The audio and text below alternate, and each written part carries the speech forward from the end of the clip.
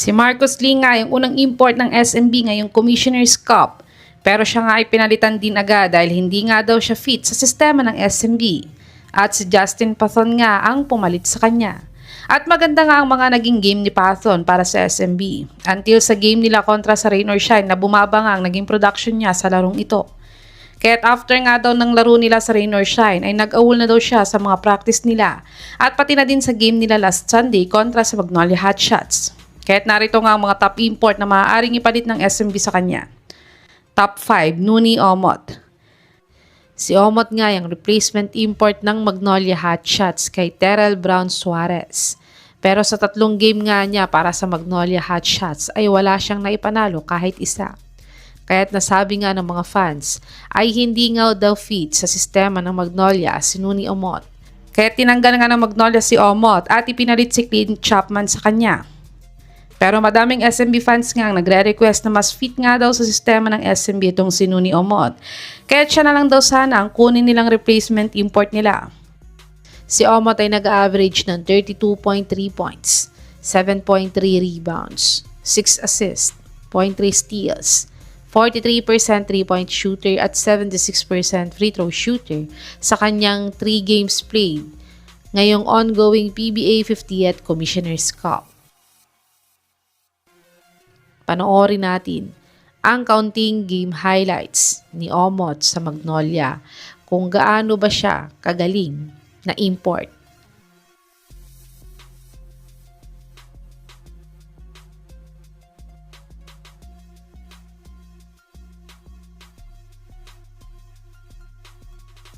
Top 4, Kadeem Jack. Si Jack nga yung super import ng Northport Batang Pier dati. At siya din ang dahilan kung bakit naging number 1 team ang Northport last Commissioner's Cup. Dahil siya nga isang all-around na player, kaya kaya niyang magdala ng isang team. Hanggang semifinals nga niya nadala ang Northport at ito na din ang huling playoffs appearance ng Northport sa PBA bago sila naibenta sa Titan Ultra ngayon. Kaya't kung susubukan nga ng SMB itong si Jack, ay baka matulungan niya nga sila ngayon. Uma-average si Kadeem ng 31.7 points. 10.7 rebounds, 2 assists, 1.8 steals, 1.2 blocks, 31% 3-point shooter at 69% free throw shooter sa kanyang last PBA 49 Commissioner's Cup. Panoorin natin ang mga best game highlights ni Kadeem Jack sa Northport kung gaano siya kagaling na import dati sa PBA.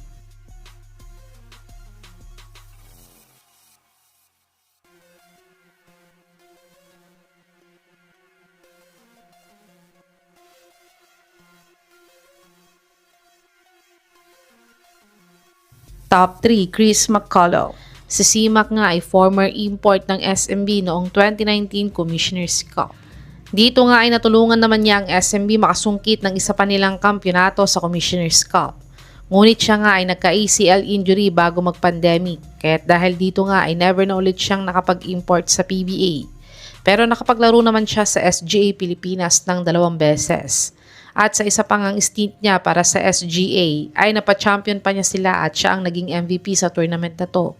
Kaya dahil dito nga ay pwede na ulit siyang subukang kontakin ng SMB kung available na ba siya para maging import ulit sa kanila. Nag-average si CMAC ng 14.7 points, 9.5 rebounds, 1.6 assists, 1.4 steals, 1.4 blocks, 25% 3-point shooter, 61% free throw shooter in his ongoing 2025-2026 Taiwan TPBL season. Panoorin natin ang counting highlights ni CMAC sa Strong Group Athletics kung gaano pa din siya kagaling na import ngayon.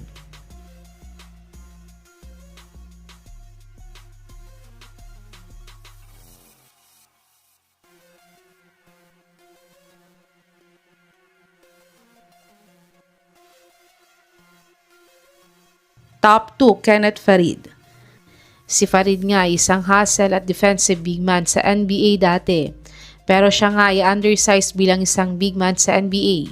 Kaya't dinadaan na lang niya sa sipag at hustle niya. At ito nga ang kailangan ng SMB, isang power forward na masipag na import na itatambal nila kay JMF. Kaya't pwedeng-pwedeng ang subukan ng SMB na kunin si Manimal kung available nga siya ngayon. Si Farid ay nag-a-average ng 7.2 points, 5.2 rebounds, 0.4 assists, 0.4 steals, 0.8 blocks, 53 field goal percentage at 66% free throw shooter sa kanyang ongoing 2025-2026 Greece GBL season. Panoorin natin ang mga latest game highlights ni Kenneth Farid kung gaano siya kagaling na import sa overseas.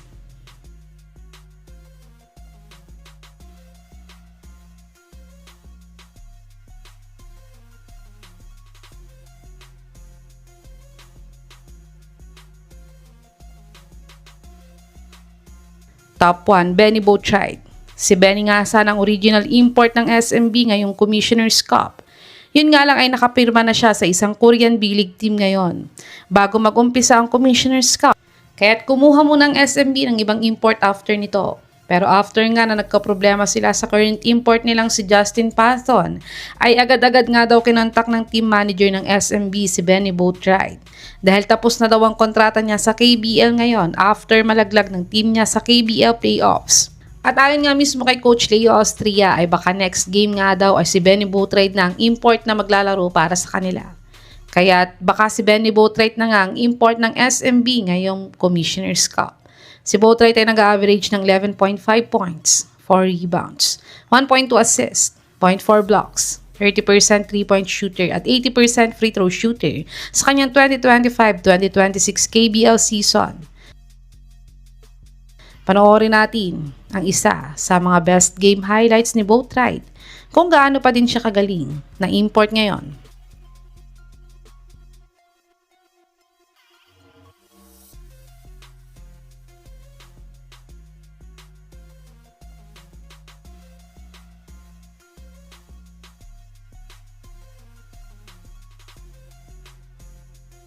Ito, ang mga top imports na maaaring ipalit ng SMB kay Justin Patton ngayong Commissioner's Cup. Sa tingin mga kababos, sino sa mga imports na to ang dapat ipalit ng SMB kay Patton? I-comment nyo na po yan sa baba.